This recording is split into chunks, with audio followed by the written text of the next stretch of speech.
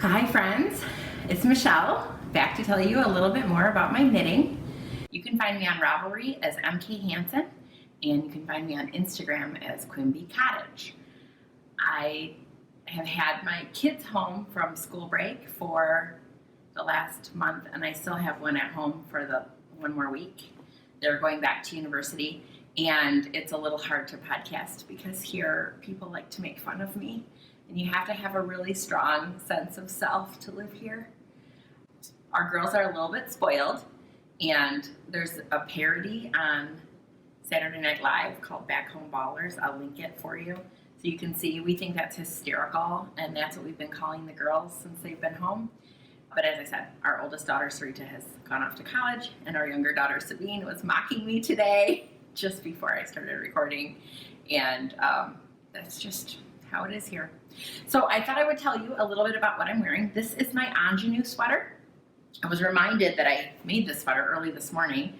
My friend Missy from Instagram was texting me about it this morning, and so I thought, well, why the heck not? I'll wear mine too. So this is my INGENUE. It's by Wendy Bernard. I really like it. To be honest, it was the first sweater that I made for myself that I really liked and thought was, you know, kind of comfortable and fashionable, and I was very comfortable wearing it. This was the first sweater that I was really, really proud of. It's not my first sweater, but the first one that I really wanted to wear, and I liked it so much initially that I wanted to make a bunch of them.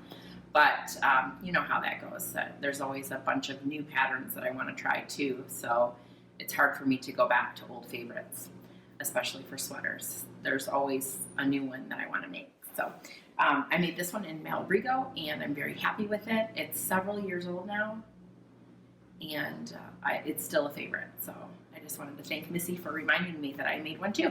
Some things that I finished. First of all, I finished something that I don't have. I was out for a walk. I usually walk every day just for some exercise, and I ran into one of my neighbors. She has 4 children, God bless her. One of them is special needs. And I noticed when they were walking that she didn't have any mittens. And when I commented, she said that it's really difficult to dress that daughter in mittens. It's hard to get her hands in the mittens. So I decided she needed some thumbless mittens.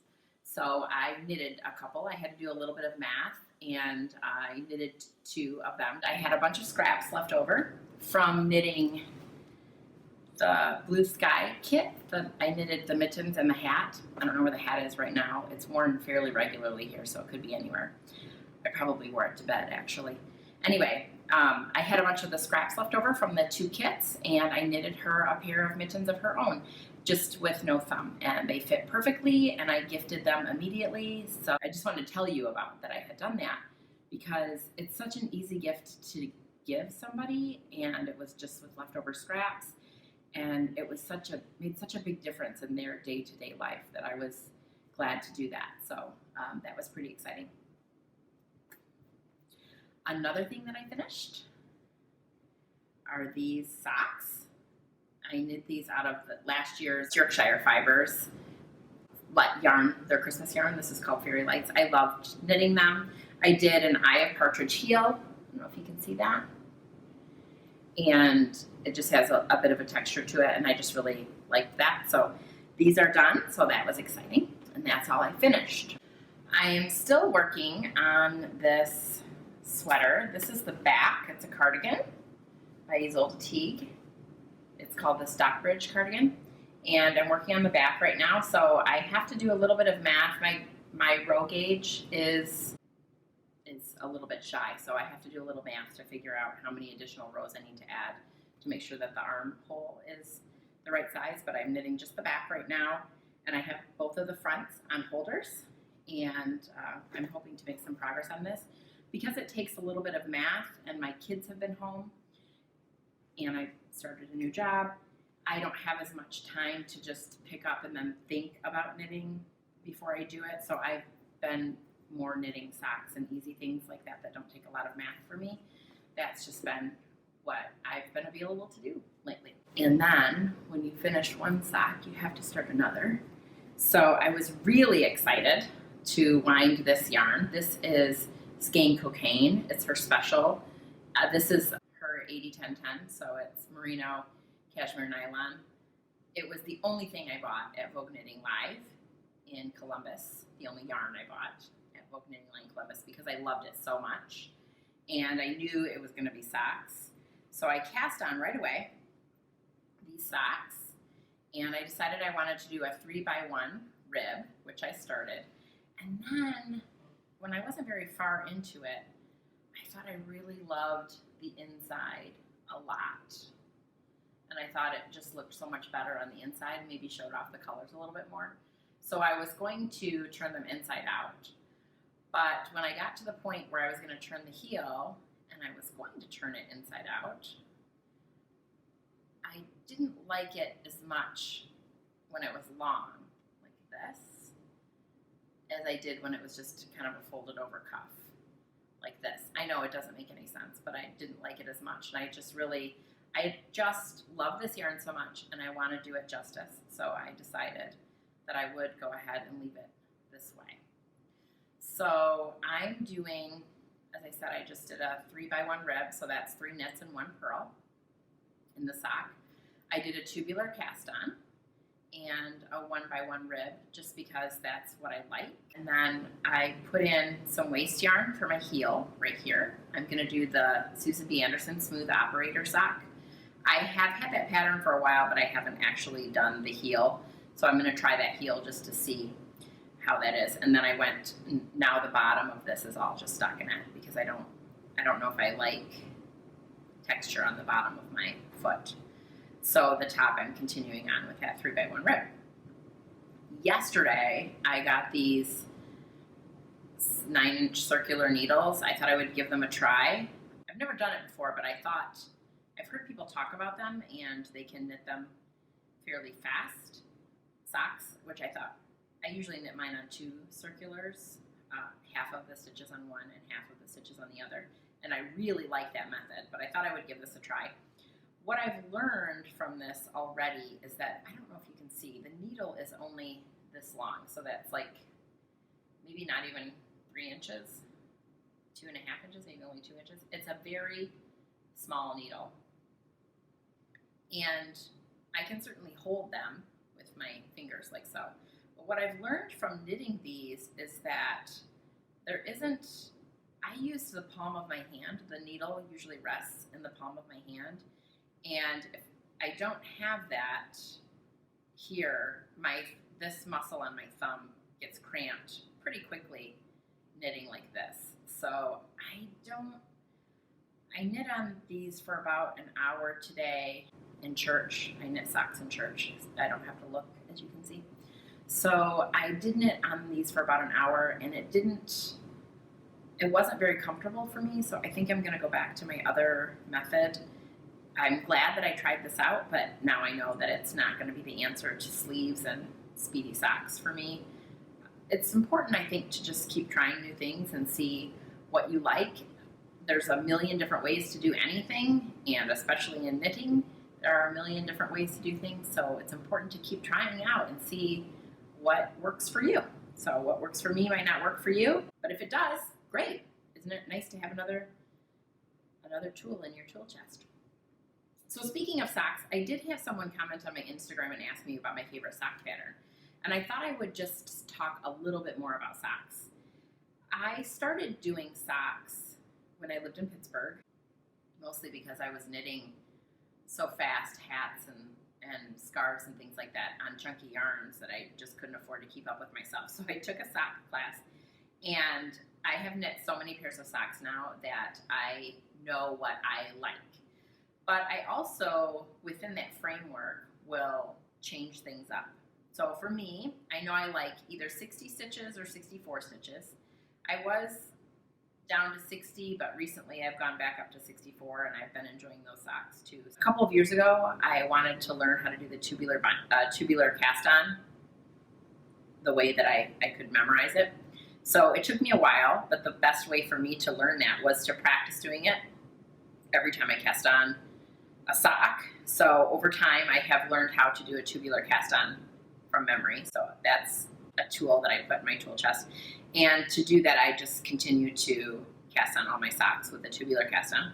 my Tubular cast on is a 1x1, so that means I always do a 1x1 ribbing. On this particular sock, I did 12 rows. Usually I do 16, but I just liked kind of that short look of this one. So I cast on 64 stitches, which I know I like. I do between 1 inch and 2, or sometimes just 16 rows of ribbing, and then I just go into my sock.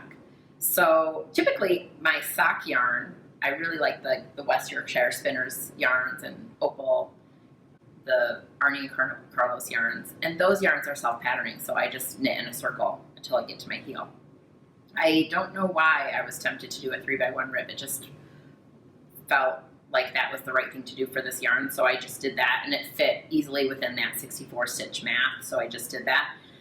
I always knit my socks so that the tip of the sock starts here and the heel starts here, where the tip of my finger is. I chose this because it works well on my leg, and also because I don't have to carry a measuring tape with me then, because I know that from here to here is how long I like my socks. So you'll see my waist yarn is right here, and I'm just going to put my fingertip there, and you'll see that is how long my sock is. And then I put my sock on once I do the heel, so I'll do the heel on this before I continue on, simply because I don't know how long this heel is going to be. I don't know how many inches the heel is going to add to the bottom of my sock. But when I put my sock on, when my sock covers my pinky toe, I know that that's the time to start my toe decreases. And that's what works for me. I know that because I've made a lot of different socks. I have a toe that I like. I think it's actually a Stephanie Pearl McPhee, the knit yarn Harlot. I think it's her toe. But basically you do a round of decreases, and then you knit 3 rows, then a round of decreases, knit 2 rows, then a round of decrease, knit 1 row, and then decrease every row until you get to, I usually stop my toes at about 10 stitches, or 12, it just depends. That makes kind of a rounded toe, and I have sort of a rounded foot, so that works really well for me. Again, I figured out some things that work for me over time.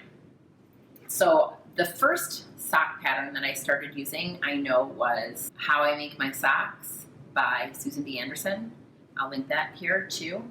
But then at some point I picked up this book by Stephanie Pearl McPhee, the Yarn Harlot, Knitting Rules, and I have bookmarked this. She's a very funny writer, and so there's a lot of funny things in here, but there's also a lot of good information. And I have bookmarked the section where she talks about how to do the math to knit a sock for anyone. And this came especially in handy for me when I decided to start knitting my husband's socks, because his feet are so large. They're 13 size length, American size. And then he's a triple E, so they're very wide. And to try to figure that out it was beyond me when I first decided that I wanted to start knitting socks. So this book really made that really approachable for me. As I said, there are a lot of other things in here that are amusing, and there's also a lot of good information in here, but what I utilize more often than not in this book is the math for knitting socks. To that end, I thought I would also talk to you about some other socks that I've made. So it was laundry day, and I washed my socks, and this is just a tub of plastic. I bought it probably at the dollar store or something like it. I think I have 4 or 5 of these buckets in my house. I keep them in the laundry room except for this one. So one of them will go upstairs with me when I put my socks away, and then I will leave it in the bedroom on the floor next to the laundry so that when I take my socks off, they go right in here. And then anything else that's going to be hand washed also goes right into this basket. And while most of my socks are superwash yarn, I do choose to hand wash them. I think that they last a little bit longer. It's not challenging for me to do. It's easy for me. I have a setup for it. And I'm at the point in my life where I have plenty of time for that. If I was a mom with a bunch of little kids and I worked and it was hard to keep up on the regular laundry, let alone hand wash, I don't know that I would necessarily do that, but it does work for me now. So I pulled a couple of different socks out just to show you that I try different things all the time just to see what I like. And sometimes I choose something different because I want to learn something new, as in the smooth operator socks. And sometimes I try something different just to see if I like the way it looks. And sometimes I try something different because see if it fits better or if it's more fun. And sometimes I do the same old thing that's in my brain because that's what's easy, which at the moment is where I am in my life, although I don't know if that will be the same in another couple of weeks once the kids are back at school and we're in more of a routine here. Anyway, so this is just a pair of socks that I made. This is, I think, maybe the first time I did the Fish Lips Kiss heel, and it's a nice short row heel. These fit fine. I like them a lot. They're fine. I have made many other socks like this too. The Fish Lips Kiss heel is not my favorite heel, but it is one that I do like to go to. I don't know if you can see. The Fish Lips Kiss heel is a short row heel, and it looks more like the heel on a store-bought sock, how it has that gusset there. So that's the appeal for that, is this. And then this is also a heel that I think would be pretty easy to do an afterthought heel. It's easy to just kind of put that in there because you're not adding any other stitches across the front of the sock. Another heel that I like is just a regular, normal, I like a heel flap. This is just a knitted heel flap, but I did 3 garter stitches on each side of the heel. Can you see that?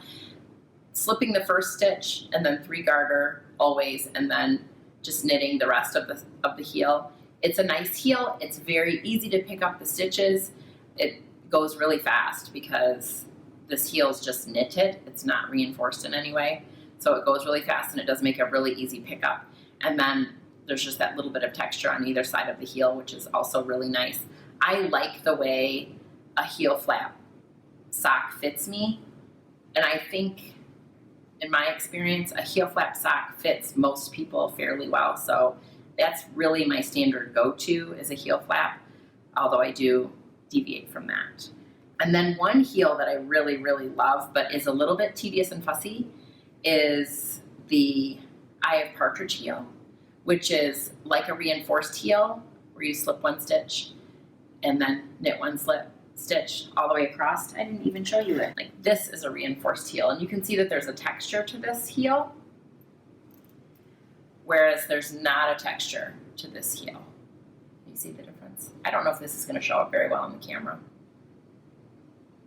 Anyway, this is a pretty standard, this reinforced heel. The reason that you do that is it's supposed to wear better. I don't very often get holes in any of my socks, so I can't tell you whether or not it wears better, but I do this a lot. When you do an Eye of Partridge heel, an Eye of Partridge heel is that same slip 1, knit 1, but you just stagger those stitches, and you have to pay close attention, but it gives you this beautiful texture, which I really love. I think it's beautiful. It's just, I have to pay a lot closer attention to my knitting when I do this. And sometimes I don't have the bandwidth for that. So I've also done a linen stitch heel, which looks woven. That takes a really long time to do that heel. I only have 1 pair of socks like that, and unfortunately they're not in the bucket, so I'm not going to show you those, but that's very beautiful, but it takes a really long time, so you have to be sort of committed to that. As I said, this is going to be the Susan B. Anderson Smooth Operator Sock heel, and we'll talk about that when I get it all done, and I'll let you know what I think about that. But I do think I'm going to go back to my 2 circular needles rather than this. Although the appeal of this needle is, it's very compact and I can see the appeal of it. It's just, I think it's not comfortable for me. When I bought the kit for these mittens and the hat that goes with it, the kit was great and I loved it, but there was more yarn in it than what I needed. And I saved the scraps because it was such a fun project to make, and I figured between the 2 kits I had plenty of yarn to do maybe another pair of mittens or something like that. Well, then I made the pair for my neighbor, and I still had quite a bit of scrap left. So, because this is wool, 100% wool, not superwash, wool felt, I did a spit splice. So with wool that isn't superwash, one thing that you can do is you can take 2 ends like this. And you can felt them together by overlapping them a little bit, like this. And then you can get them a little bit wet, either by misting them with water, you can get your hand wet, you can lick it. And then the water and the friction are the key. And you can rub together like this, and then those ends will felt together. These aren't felting together because they're dry. But if they were wet, I could show you that happens. So that's a great trick for wool that will felt, that is not superwash. So that's a great trick. And one of the benefits of working with wool that is not superwash. Anyway, I had all those leftover ends, and you can see here, this is where I spliced. Kind of see that overlaps there together, but they're still one piece of yarn. I don't know if you can see that. One piece of yarn. Anyway, I took all of those ends and felted them together one evening, and I now have this 46-gram ball of yarn. I also have this little ball, I think it's about 16 grams, but I also have this. So I'm thinking that it would be really satisfying to knit this into maybe a Turn a Square hat by Jared Flood, which is a striping hat, since the striping yarn will, I think, kind of make it fun. Or I could just knit this and end up with all kinds of crazy stripes, however I want. If you want to subdue it a little bit, you might pair it with one of these yarns here just to tone the stripes down a little bit. But I just thought that was a really fun way to extend my scraps, and they were so pretty, and it's so fun to knit, I think, yarn like this, because you can't wait to see what's coming next, and so this can be really fun to knit. So I just wanted to show you that I was doing something with my scraps. I have been very satisfied lately by using up scrap yarn, and I don't know why, but it has been giving me a great joy to use that up. So I don't know if I'm going to be working with this immediately or not, but it was really fun to make this ball. Okay, today I thought I would talk about one other thing, casting on yarn with a long tail cast on so that you don't run out of yarn. So I have a friend that just texted of some frustration that she had cast on a bunch of stitches and found herself a little bit short. So I thought I would show you how to not run out of yarn when you're casting on a lot of stitches. So I first want to show you, when you wind your ball of yarn on a Swift, you have the option of having a center pull. So you can pull the yarn from the center, or you can pull it from the outside. Depending on the yarn, I sometimes pull from the center, sometimes I pull from the outside. So if you're doing a one ball project and you want to use this method, you're going to want to pull from the inside of the ball and also from the outside of the ball. But for the purposes of showing you how to do this, I'm going to use two different colors because it will be easier to show on camera. So the first thing that I do is I do a slip knot with both colors, both ends together. So again, if I were knitting just a hat, this would be the inside and the outside of the same ball of yarn. So I do my slip knot and I put it on my needle, and then I'm just going to cast on. And one of these yarns is going to be my long tail, and one of these yarns is going to be the working yarn, and it doesn't matter which one you do. So I'm just going to go ahead and cast a few stitches on here so that you can see what that looks like. Now, you'll see that I could cast on a million stitches and I would never run out until I run out of my yarn. So here I've cast on my stitches, and that's what that looks like.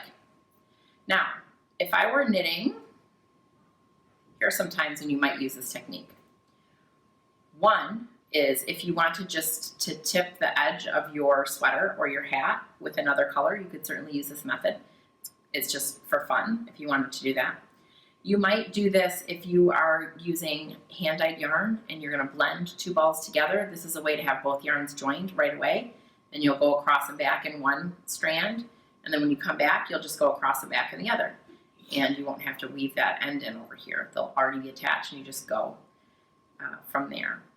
And again, another way to use this is if you just don't want to measure out a long tail and you're afraid that you're going to get 192 stitches in when you need 208, and you're just going to be a little bit short. So this is a great method to do that. So then I always cast on one extra than what I need, because you have an option. You can do it two ways. When you get to this stitch here that's really two stitches, you can either knit those two together and treat them as one stitch, or you can drop it off the end.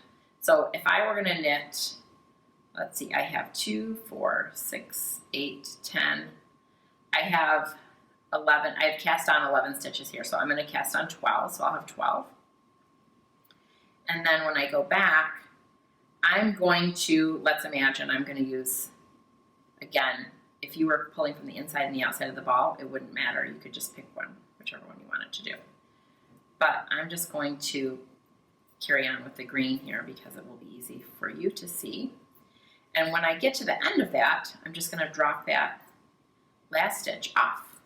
And you'll see it will be just like all other knitting. So here I am at the end, and I'm just gonna drop that last stitch off. And now it's just part of the ends, and now I can just continue on with my knitting, and I can cut this white yarn, which was part of my long tail. So this is just a great, easy technique to make sure that you never run out of yarn when you're doing a long tail cast on. If I'm doing socks or something like that, I would not do that for this. But I've used this technique when I was doing, for example, the linen stitch scarf where you cast on, I think it's 400 stitches. I mean, how long does that tail have to be? So I just cast on with 2 balls of yarn and cut the other one. And again, you could just use the inside and the outside of the same ball if you wanted to do that. It's just a really simple way to not have to worry about estimating your long tail cast on. So I just wanted to show you that little trick. There you go, Gina. And then I wanted to talk about one more thing. I don't sew very often, but I do sew occasionally. And I have a friend in Cincinnati who carries this cool knitting bag, and she told me once that it belonged to her grandmother, and I loved it. I just thought it was so clever. What I like the best about it is that you can stand like so, and the yarn can be inside, and you can be knitting while you're waiting in line, for example, and then just drop your stuff back in there. So I always admired this bag, and I asked her a while back if she would just trace it and send it to me, the tracing, like on a piece of newspaper, for example, so that I could figure out how to do a pattern. And she just sent this to me. Now I have to send it back. But she sent it to me so that I could have some time with it and see how it was constructed. So I did spend some time on it. And yesterday I made not one, but several. So the first thing I did was find fabric in my stash. I have a confession to make.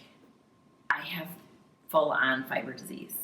My grandmother owned a sewing business when I was growing up. Commercial things, not things that you and I would care about, but like boat seat covers and stuff like that. But anyway, I grew up with my grandmother, and she had this sewing business, and so I grew up around sewing machines, and I love fabrics of all kinds. So a couple summers ago, up at the cottage, at Quimby Cottage, I took a class on dyeing with indigo, which I loved. And we made a piece of linen, which I then proceeded to hoard because I can't cut into fabric.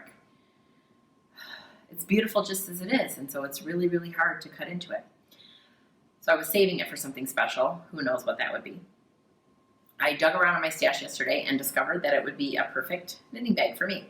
So I used this fabric. This is linen that I dyed myself with indigo in the class a couple years ago. And then I had this beautiful bird fabric that I picked up when I was shopping one day. I just loved it. And so I bought it, not knowing what I was going to do with it. I thought I was going to do an apron with it, but I proceeded not to do that. And I decided that my bag, this is the original, I thought my bag should have pockets so that I could put my cell phone and my keys in there maybe, or perhaps my wallet and my keys and my cell phone. So my bag is totally reversible. So is this bag, technically, except that the outside, this is not a very sturdy fabric. It feels like a lining fabric. I'm not sure what it is, but it feels like a lining fabric. So I can see why this is the outside here. And then I also thought it was lacking. I really like the finish of a top stitch. So I did a top stitch on mine. So mine has this great pocket, and it's totally reversible. So I can have the pockets inside or outside. And I just absolutely delighted in making this. So when you make one, you have to make a lot, right?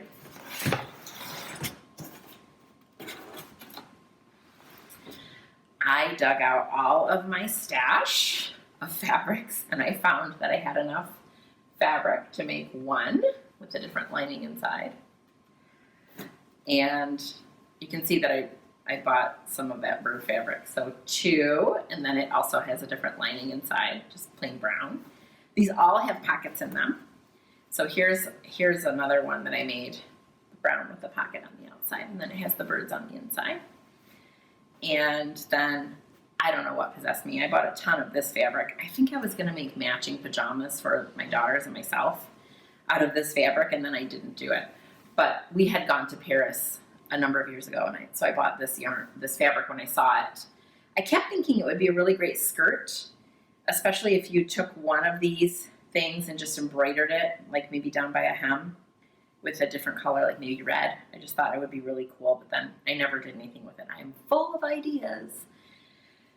So anyway, I did this, and then this one I'm really proud of.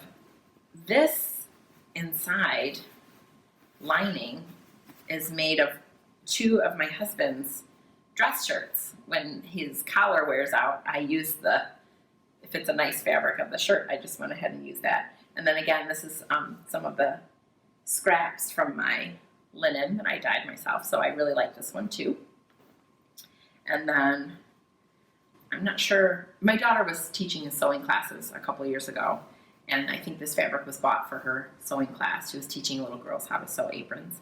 So I think this was left over from her ruffle apron class, but that was left over. And then this is the line with the Eiffel Tower. And then this was a scrap, I think also from the ruffled apron class. And it was just big enough to make a pocket. So I did that. And then, again, I have this, and the pocket on this one is the black. So it doesn't contrast with the inside. So this fabric was given to me by a friend. So anyway, I had a lot of fun doing all of these, sewing all of these little bags. I'm planning to give them away as gifts to some friends. But it was really fun to do, and sometimes I'm a little bit crafty in other ways as well. So I hope you guys are having a really awesome 2020. I hope this is the year you rock it. I'm chugging along on my own challenges here, but with knitting, we will persevere.